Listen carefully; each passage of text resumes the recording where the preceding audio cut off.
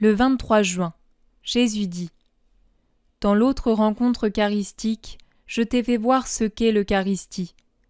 Aujourd'hui, je vais te montrer une autre vérité eucharistique. Si l'Eucharistie est le cœur de Dieu, Marie est le ciboire de ce cœur. Regarde ma mère, l'éternel ciboire vivant dans lequel descendit le pain qui vient du ciel. Quiconque veut me trouver, mais me trouver dans la plénitude de mes qualités, doit chercher ma majesté, ma puissance, ma divinité, dans la douceur, dans la pureté, dans la charité de Marie. C'est elle qui fait de son cœur le ciboire pour le cœur de son Dieu et du vôtre. Le corps du Seigneur s'est fait chair dans le sein de Marie, et c'est ma mère qui vous l'offre avec le sourire, comme si elle vous offrait son petit enfant bien-aimé, déposé dans le berceau de son cœur maternel très pur. C'est une joie pour Marie dans le ciel que de vous donner son petit, son Seigneur. Avec le Fils, elle vous donne son cœur sans tache, ce cœur qui a aimé et souffert à un degré infini. L'on croit généralement que ma mère n'a souffert que moralement. C'est faux. La mère des mortels a connu tout genre de souffrances. Non parce qu'elle l'avait mérité, elle était immaculée et elle ne portait pas en elle l'hérédité douloureuse d'Adam. Mais parce que, étant corédemptrice et mère de tout le genre humain, elle devait consommer le sacrifice jusqu'au fond et sous toutes ses formes. C'est pourquoi elle subit, en tant que femme, les inévitables souffrances de la femme qui conçoit un enfant. Elle souffrit les fatigues de la chair alourdie par mon poids, elle souffrit en me donnant le jour, elle souffrit pendant la fuite hâtive, elle souffrit du manque de nourriture, du froid, de la chaleur, de la soif, de la faim, de la fatigue, de la pauvreté.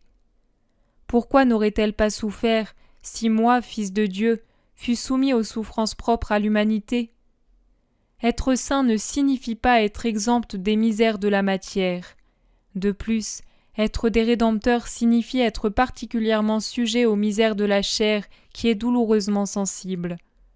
On exerce et on atteint la sainteté et la rédemption de toutes sortes de façons, même avec des maux de dents par exemple. Il suffit que la créature fasse des misères de la chair un instrument de mérite pour soi et non de péché.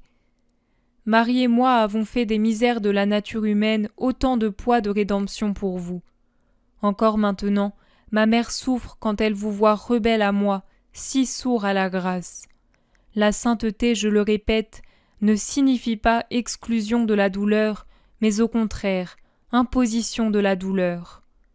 Remercie donc Marie qui me donne à toi avec un sourire de mère pour toute la douleur que lui a valu d'être ma mère. Vous ne pensez jamais à dire merci à Marie dans le sein de laquelle je devins chair. Cette chair que maintenant je vous donne pour vous nourrir à la vie éternelle. C'est assez. Contemple-moi et adore-moi, rayonnant dans l'Eucharistie, dans le trône vivant qu'est le sein de Marie, ma mère très pure et la vôtre. Maintenant, c'est moi qui explique. Dimanche, non, le vendredi 18, il me semblait voir Jésus à côté de mon lit. Je vous en ai dit un mot, mais il ne faisait rien. Le dimanche 20, avant que vous n'arriviez, pendant que vous étiez ici et après votre venue pour la communion, il me semblait voir Jésus non plus à côté de mon lit, mais au pied du lit en train de me donner l'hostie. Mais il n'avait pas de pyxide dans les mains. Il tenait son cœur qu'il me donnait comme une hostie en se l'enlevant de la poitrine. Il était majestueux et infiniment doux. Puis il m'expliqua le sens de cette vision. Vous l'avez sûrement trouvé dans le cahier en date du 20 juin. Ce matin, je vois la Madone. Elle semble assise, elle sourit avec amour, mais tristement. Elle porte une mante foncée qui lui descend de la tête, ouverte sur sa robe également foncée, on dirait brune. Autour de la taille, elle a une ceinture foncée, on dirait 3 tons de brun. Sur la tête, sous la mante, elle doit avoir un voile blanc parce que j'en entrevois un filet blanc. Au milieu de sa poitrine rayonne une hostie très grande et très belle. Et ce qui constitue l'aspect le plus admirable de la vision, on dirait qu'un très bel enfant apparaît à travers les espèces qui ressemblent à un magnifique quartz. C'est du pain mais ça ressemble à un quartz brillant. L'enfant Dieu fait chair.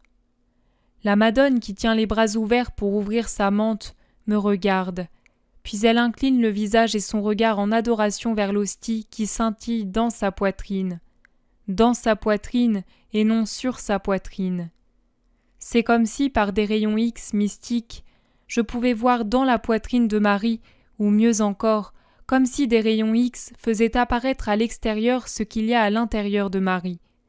Presque comme si celle-ci avait un corps sans opacité. Je ne peux pas expliquer. Bref, je vois cela et Jésus me l'explique. La Vierge ne parle pas, elle sourit seulement. Mais son sourire est aussi éloquent que 1000 mots et plus encore. Comme j'aimerais savoir peindre pour pouvoir reproduire ma vision et vous la montrer.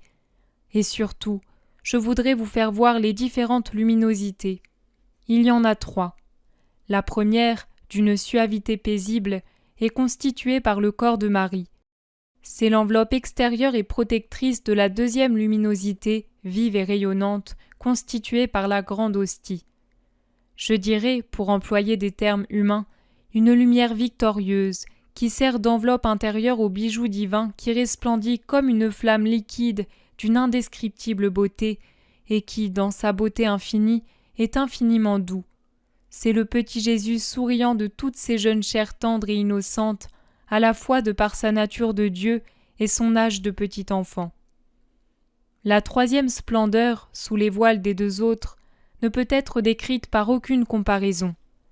Il faut penser au soleil, à la lune, aux étoiles, prendre toutes les différentes lumières des astres et en faire un seul tourbillon de lumière qui est de l'or fondu, diamant fondu, et ceci donne une pâle image de ce que voit mon cœur en cette heure de béatitude. Que sera donc le paradis enveloppé de cette lumière ? De même, il n'y a aucune comparaison apte à exprimer la douceur du sourire de Marie. Royal, saint, chaste, aimant, triste, invitant, compatissant. Ce sont des mots qui disent un et qui devraient dire 1000 pour s'approcher de ce qu'est ce sourire virginal, maternel, céleste.